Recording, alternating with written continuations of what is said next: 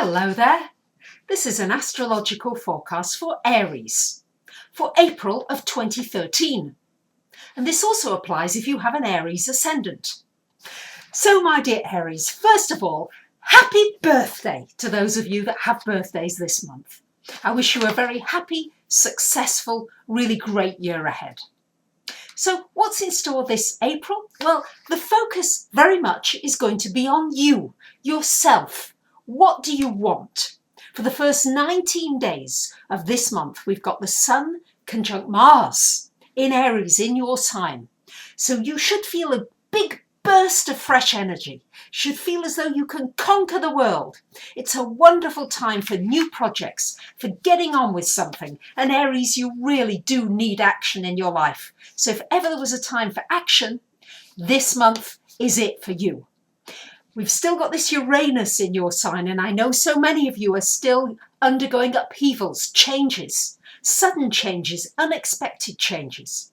That's going to continue. But this month, it's certainly a time for doing something nice for yourself. We've got Venus in Aries for the first 2 weeks of this month, in your sign, close to the Sun. So it's a wonderful time for persuading people to do what you want to do, for getting them round to your way of thinking. It's a good time for starting a new exercise regime. It's a good time for getting on a good diet. It's also a nice time, particularly the first 2 weeks of the month, for a new love interest for somebody. For those of you looking for a romance, certainly the first 2 weeks of the month. If you're looking for it, make sure you are putting yourself in a place where you can meet eligible partners. I hear so many of you come to me for readings and you're upset you're not meeting anybody, it's not happening. And I'm saying, well, are you getting out and about? And are you in places where you could meet somebody? So make sure you are, particularly for the first couple of weeks of this month, Aries.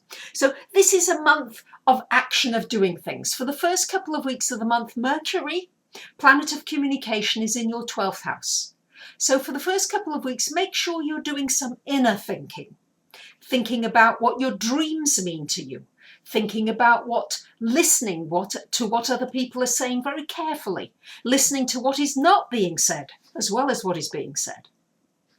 And after the first 2 weeks of the month, so the last 2 weeks of the month, we've got Mercury coming into your sign.